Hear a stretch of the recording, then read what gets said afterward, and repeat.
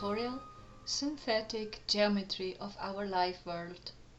In this part I try to show you how we can apply a four-dimensional logical system to the theory developed by Alfred Schutz in 1923 in his book The Meaningful Structure of the Social World. I shall also explain why I believe that this scheme explains time-related phenomena such as the arrow of time and the arrow of causation better. Let's propose an alternative to Minkowski's space and reflect on dimensions, what they are and how time fits in them. First of all, we should make clear what the word dimensions actually means. This is important to understand why the idea of two types of dimensions in space-time is not trivial. Before we can do this, I need to explain some concepts in philosophy first. In philosophy, it is almost impossible to work without metaphysics, at least in an implicit way, without naming it clearly. Metaphysics deals with first principles, also known as a priori, and they are equivalent to the primitives or terms in physics and mathematics. Time itself is such a first principle in philosophy and belongs to the field of metaphysics. Many of the concepts or terms we use to explain time also belong to metaphysics. For example, existence, identity, change, space, cause and effect, necessity, actuality, and possibility. To give you an orientation, I made an overview about the different fields in philosophy that are relevant for problems of time. This is not a formal or perfect scheme, just a heuristic approach, just to give you an orientation. The branches of philosophy are much more complex and controversial. To give you an orientation, I made an overview about the different fields in philosophy that are relevant for problems of time. This is not a formal or perfect scheme, just a heuristic approach, which means just a very quick and simple approach to give you some idea. The branches of philosophy are much more complex and controversial in reality. We can divide philosophy in four larger aspects: ethics, logic, ontology, and epistemology. Ethics deals with problems that try to give orientation for action. We call this axiology, which means orientation in action. It deals with aesthetics, such as the beauty of the world or its absence. It prescribes how we should act in moral philosophy, and it explains the consequences of our actions. Logic is a systematic approach to thinking and helps to make our thinking more precise in order to get a better control and act with more liberty and diligence. It defines terms and axioms, makes statements about what is true and what not, and arranges everything in a coherent language. This can be an artificial language, such as computer programming languages, or a natural language, as for instance human languages. Ontology is the field that explains to us what the world is, what is there and what not, and how it comes into being. Metaphysics is often used as a synonym for ontology. It works with highly abstract concepts, namely being, existence, becoming, and reality. Epistemology is the branch of philosophy that concentrates on the perceptive world. that which can be measured and therefore can also be expressed and transmitted as discrete knowledge. Learning content and competencies of most standard education systems are highly based on this.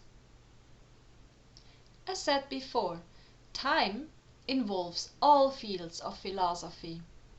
I was primarily interested in the concept of time because of its implications in ethics, and my intention is to apply logic to solve the question of time and give a coherent explanation which could be applied in real-life contexts.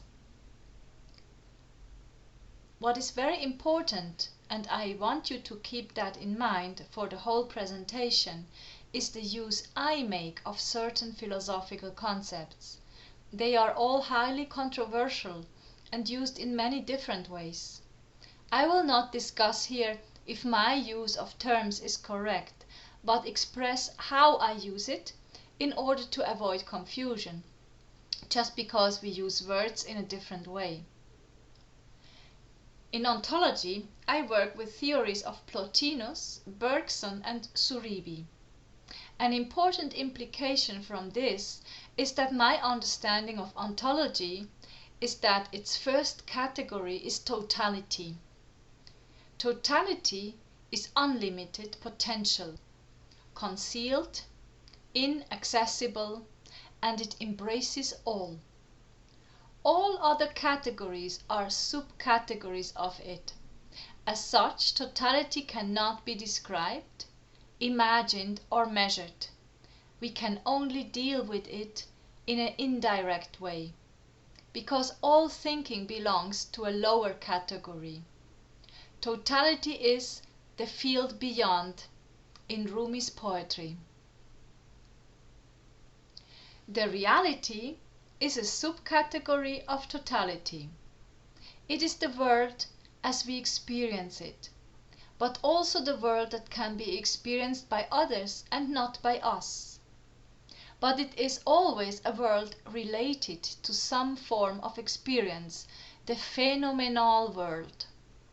This includes also phenomena which cannot be scientifically measured, such as dreams, illusions, imagination, fantasy, ideas, but also identity, personality, and alike. What we already can conclude from this is that personhood and identity do not belong to categories of existence. In other words, they are real, but they do not exist. Existence means to be material manifest in the world. Therefore, it can be measured. It is limited, and what is in existence has a truth that can be known. So if you paid attention, in the inverse logic, I am saying that a person cannot be known, at least not fully. The same applies to time. There is an aspect of time that can be measured, but time as a concept belongs to totality. Personhood belongs to reality. The main reason for this is that persons are not beings, but they are in constant process of becoming, which is the definition of life. They are only finite once they are death, and at the moment of their death they are inaccessible to knowledge, which means empirically unmeasurable. A person is a very special entity, because one aspect belongs to totality, that part of absolute potential, and what religion calls the eternal soul. The other aspect is pure epistemological, the material existence of the body. You do not need to understand the full implication of this. I only want you to be aware that the general intuition that persons are concrete objects that exist in the world is not fully correct. They transcend towards other categories and have to be treated specially. The complex aspect of time will be explained in detail in the following. In resume,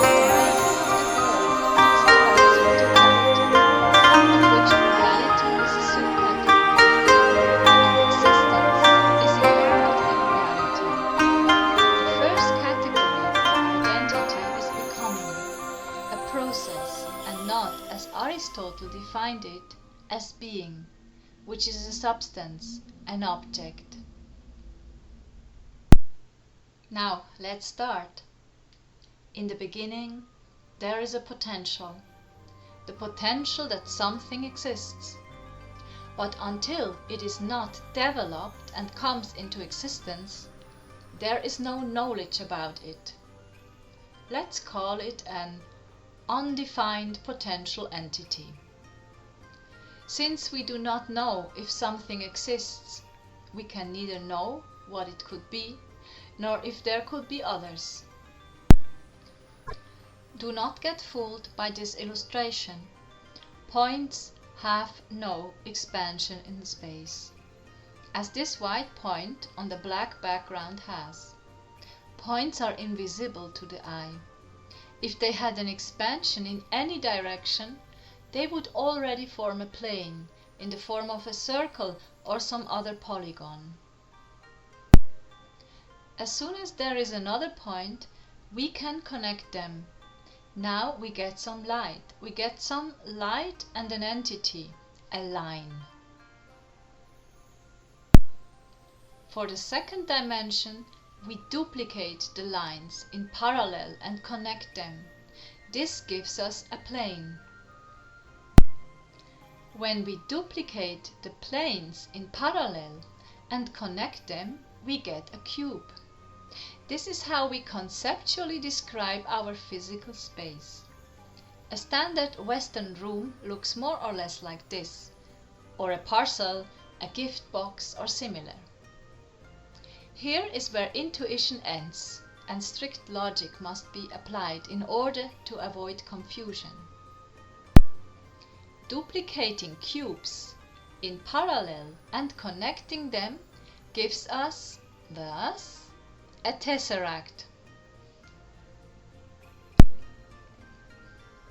As you can observe, we are remaining within one axiomatic field. First, duplicate the entity. Second, move the entity in parallel. Third, connect with original entities. When physicists say that time is the fourth dimension, they are not affirming anything else as that time is the same as space, just in another dimension. This theory of the four-dimensional space-time goes back on a theory of Minkowski and the use of space and time in Einstein's physics. The formation of dimensions is a process in which the same axioms are applied in an iterated manner. But this is not what Minkowski did. He assumed that he would add a different type of dimension. But if you apply different axioms to the process, then it is no longer a dimension, it is something else. I will not use this theory here, because of two main reasons. First, it is not explaining anything. We would also have to define space. When we try this, soon we realize that space and time cannot be explained independently. Second, space and time without a cautious observer make no sense. In theory, we can put a measuring device in the universe, something like a clock. But in the first place, there is no such object that has not been designed by a person before, and therefore derives its meaning and purpose from something beyond space and time. Second, even if it existed, as long as no person is taking notice of it, we cannot explain what it actually does, what it means to measure space and time, besides the function of a device.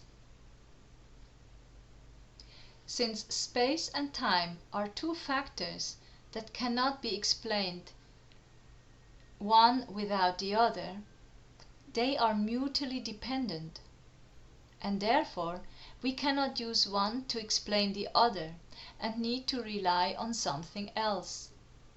The same applies for persons. Being a person is related to having an extension in space and a duration in time. Therefore, we can neither use it to explain the former two. This brings us now to the last part of this tutorial, in which I shall explain in detail how an alternative model could look like.